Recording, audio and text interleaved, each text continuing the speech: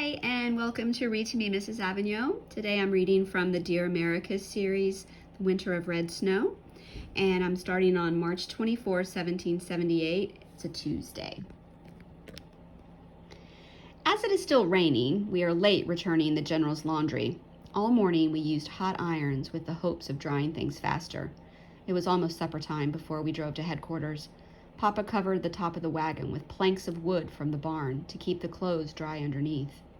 There in the parlor with Mr. Washington was von Steuben and Pierre and Alexander Hamilton, all speaking in a cheerful mixture of English and French. And there by the fire was Azor, having himself a nap, snug in his handsome blue coat. What am I to tell Elizabeth? March 27th, 1778, Friday. Finally, the storm broke. It has been sunny with just a few clouds in the afternoons bringing light rain. Thus the roads are still muddy. I was in the barn loft playing dolls with Sally when Papa came in the small door with a neighbor.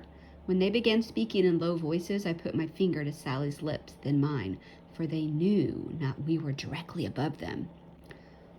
"Why did you kill him?" Papa asked. Sally and I looked at each other wide-eyed, not daring to breathe. "General Wayne told me to." "A general told you to kill one of his men? Come now, this makes no sense."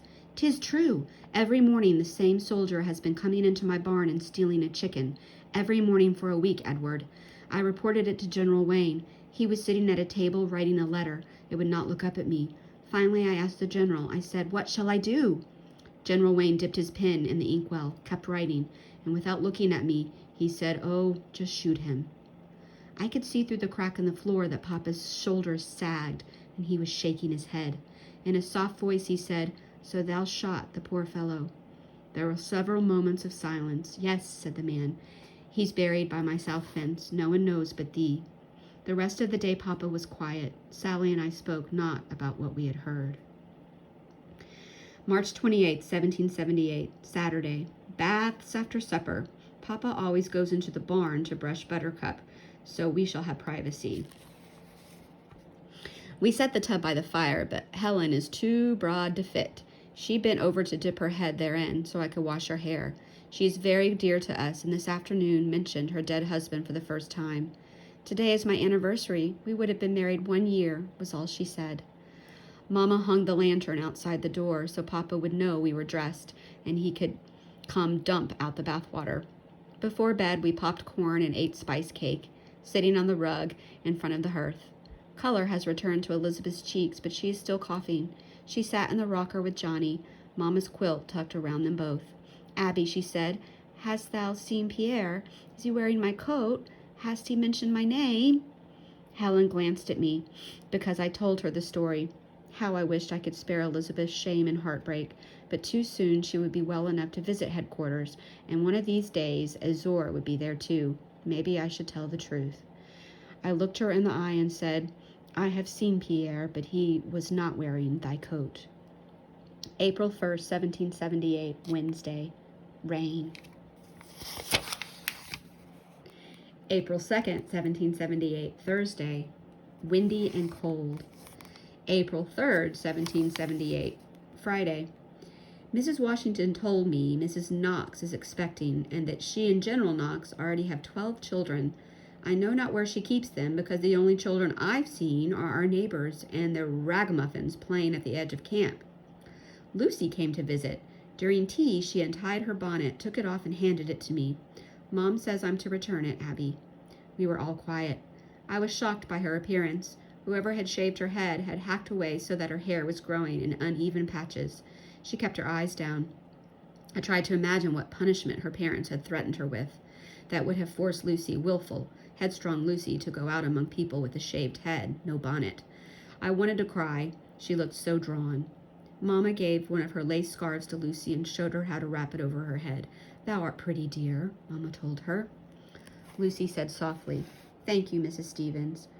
We crowded at the door to watch her walk away up the road and around the bend to her house. April 4th, 1778, Saturday.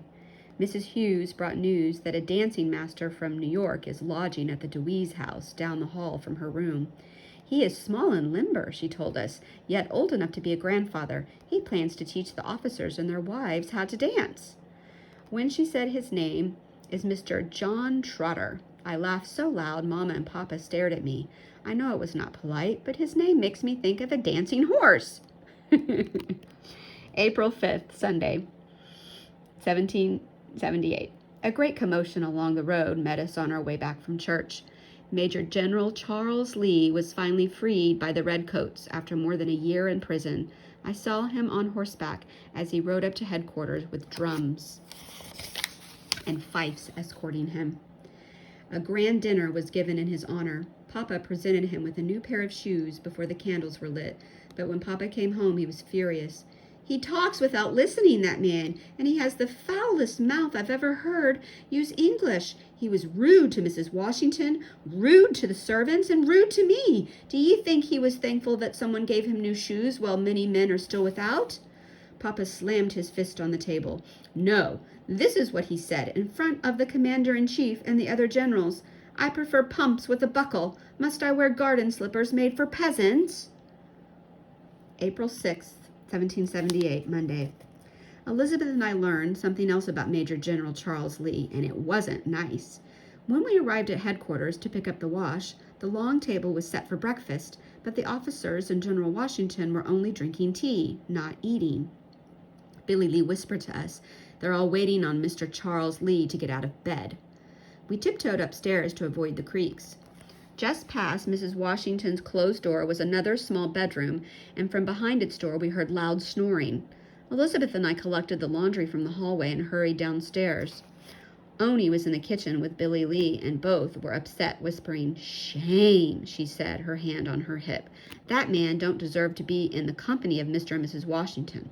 He got stone drunk last night and vomited on the Mrs. Finest tablecloth, then had to be carried to bed, and now he's making everyone wait for breakfast. Shame for shame! And yesterday being the Lord's Day." Billy Lee shook his head. When we stepped down into the kitchen, he handed us a small sack of kitchen cloths that needed to be washed, and he was still shaking his head when we left. In the wagon, we wrapped our shawls over our hair to keep the wind off.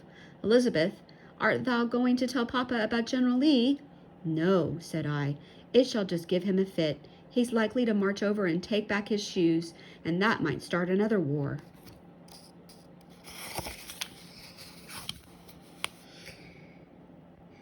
April 7, 1778, Tuesday. 4 other soldiers had been freed by the British, and as they were being escorted to headquarters, we ran into the road, hoping one of them would be Mr. Fitzgerald, but no. A young general arrived and is quartered with the Havard family. He has a fancy name, Marquis de Lafayette, and when he and Pierre speak to each other in French, they sound like 2 birds singing. Mrs. Washington let Elizabeth and me serve tea to them. Lafayette has reddish hair, a narrow face, and a long pointed nose, which looks pinched on the end. He's not at all attractive, but he is quite cheerful. He holds his cup of tea with his little finger in the air and laughs high and loud. I liked him, but Elizabeth said he needs to bathe. Also, she said, the fellow should pick his teeth, for there's meat between them from last night's dinner. This is the 9th day of high winds and cold. April 9th, 1778, Thursday. Johnny buried his little hand this morning. Johnny burned his little hand this morning, and it's all my fault. I'm just sick, he cries so. I was lifting the kettle lid to pour in more oats, but from outside there came a loud boom of cannons. I was so startled I dropped the lid. Though heavy, it rolled like a shilling toward the rug where Johnny was and tipped over onto his hand. Poor Johnny. His eyes went wide and he began to howl. I am upstairs. I am upset at myself, but mostly cross again at the army. I wish they would leave. Cannons are the worst. They're loud, and wind carries the noise to our front step. Mrs. Hughes brought ointment. Johnny lay in her arms staring up at her while she rocked him. Finally, he slept. She said that she and Mr. Trotter are becoming acquainted. He played the fiddle and has tried to teach her a minuet. I know not why the man thought he could start a dancing school at Valley Forge, she said after laying Johnny in his cradle. The officers are busy, and their wives are knitting night and day. Thank goodness the ladies think socks for the soldiers are more important than learning a jig. April 10th, 1778, Friday. Loud knocking on our door after all were in bed. Voices downstairs. A candle was lit. I could see it through the floor cracks, but I was so sleepy I pulled the quilt over my head. Soon there was the sound of boots coming upstairs. Abigail! Elizabeth! It was Papa. Mr. Smith is here. Have you seen Lucy? No, I shook my head. Helen stirred on her cot. Elizabeth buried her shoulders under the quilt with Sally. We were embarrassed to have Mr. Smith see us in our nightgowns. Do you know where she is? He asked. No, sir. Mr. Smith held his lantern high, filling our room with light. He looked under our beds and in the wardrobe. Shadows on his face made him look sad. Forgive me, Edward, for waking thee, he said. Lucy stepped out before supper to bring an egg from the barn. She never returned. We thought she might be with thy daughters. Lord in heaven, what will I tell her mother? He turned for the hall, his light sweeping across our beds and chimney, then down the shadowy stairs. When we were alone again, we began whispering, Where has Lucy gone? Did she run off with a soldier? Poor Lucy. It was Helen who took our hands in the dark and said, Let's pray for Lucy. Let's pray she shan't harm herself. April 12, 1778. Sunday.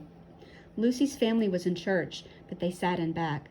I avoided looking at Mrs. Smith, but outside by the corral she caught my arm. Her eyes were wet and full of sorrow. The wind blew our skirts against our legs. Abby, she said, if thou dost see Lucy, tell her to come home, please. All is forgiven. Tell her. Yes, ma'am. April 13th, 1778, Monday. Wash day. Again, bleached shirts and such. It takes all of us all day, from sunrise to supper, Mama, sisters, Helen, and I, to wash, bleach, starch, rinse, wring out, hang up, iron, and fold. Papa keeps the fire hot, and he has built a tiny pen by the hearth for Johnny so he shan't crawl into the coals. It was too windy to hang bed sheets on the fence. I shall be pleased when the army leaves so our chores won't be so many. Stop right there.